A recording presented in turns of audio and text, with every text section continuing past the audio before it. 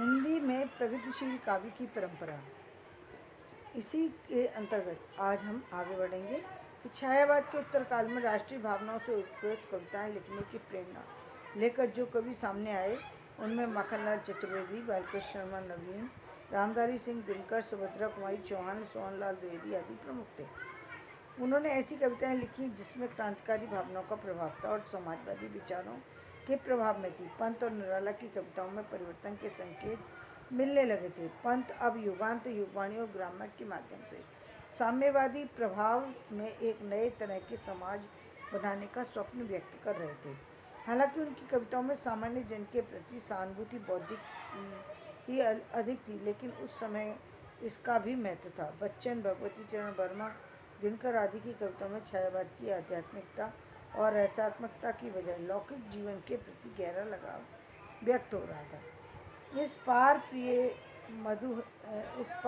मधु है, तुम हो उस पार न जाने क्या होगा। यानी जो आध्यात्मिकता और रसात्मकता के जो चीज़ें दिखाई दे रही थी, उससे अब एक नई कल्पना की तरफ जाने की एक नई पहल यहाँ दिखाई देती है। यह भाव इस दौर की कविता में जीवन के प्रति गहरे विश्वास को व्यक्त कर रहा है। कविता में लौकिकता की यह अभिव्यक्ति धर्मनिरपेक्ष और लोकतांत्रिक समाज बनाने के प्रयत्न का ही हिस्सा थी और इसी कारण यह प्रगतिशील सोच का ही विस्तार थी कि वो अब आने वाले भविष्य की व्यक्ति कल्पना करना शुरू कर चुका था। लेकिन इसी दौर में कवियों की एक नई पीढ़ी भी सामने आ रही थी जो मार्क्सवाद और साम्यवाद के प्रभाव में थी और जिन्होंने छायावाद के रोमानी प्रभाव से मुक्त होकर यथार्थवाद के वामपंथी नजरिए से कविता को पेश किया।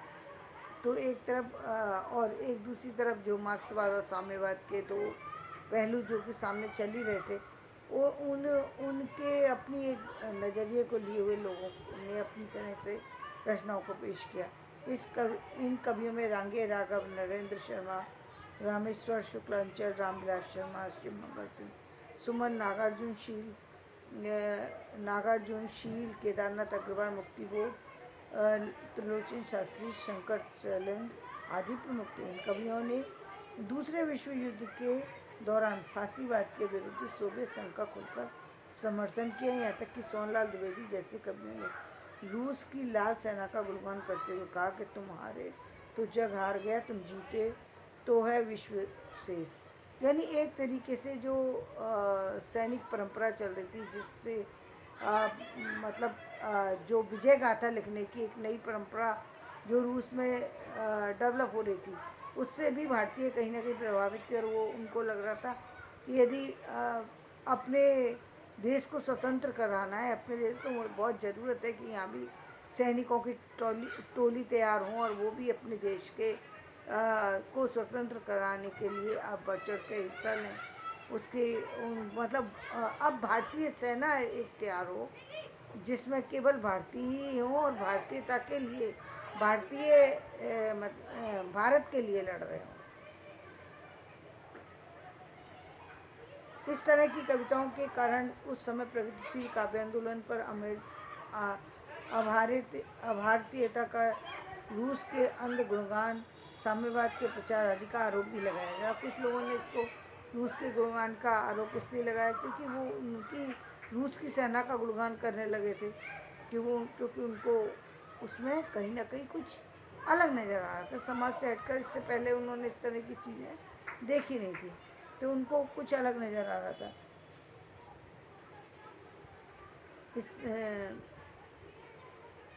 प्रगतिशील कवियों ने अपनी कविता को शोषित और उत्पीड़ित जनता विशेषतः किसान और मजदूर जनता की तरफ मोड़ा और उनके जीवन को कविता का विषय बनाया। पंत ने ग्रामीण जीवन के जो चित्र प्रस्तुत किए, उनकी प्रेरणा उन्हें इस नई दृष्टि से ही प्राप्त हुई।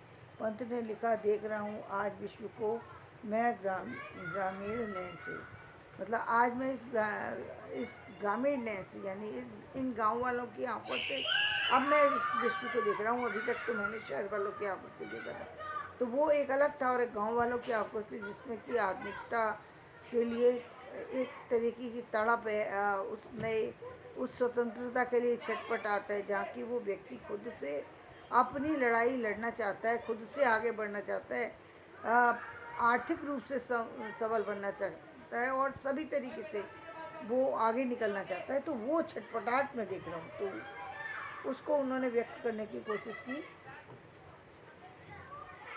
यहाँ अकेला और एक दूसरी रचना है, यहाँ अकेला मानव ही रे चीर्ण विचर्ण जीवन रत। और यहाँ अकेला मानव ही जो है वो चिर विचर्ण जीवन रत कि मतलब वो उन्होंने इस तरीके की एक मानव की रचना की जो कि हर तरीके से जो मृत्यु को कहीं भी, जो कि मृत्यु जिसके लिए कोई मूल्य नहीं रखती, इस तरीके के मानव की कल्पना की जो कि अपनी मृत्यु को कहीं इस राष्ट्र के लिए निछावर करते हुए, इन चीज़ों के लिए उसको कहीं ऐसा नहीं लगता कि उसका जीवन कहीं भी व्यर्थ चला जाएगा। इस तरह की एक भावना भी दिखाई देती है। निराला ने कुकुरमुत्ता बेला और नए पत्ते के किसानों और मेहनत कशों की मुक्ति के स्वप्न को कविता के माध्यम से सच करने की कोशिश की। प्रगतिशील कविता वस्तु और शिल्प दोनों दृष्टियों से बहुमुखी वैविध्यपूर्ण थी। यदि एक और किसान और मजदूर का सहित मेहनत कर जनता के यथार्थ का सहानुभूतिपूर्ण चित्र था, तो दूसरी ओर उसमें उच्च और मध्य वर्ग के प्रति आलोचनात्मक रूप अपनाया गया था।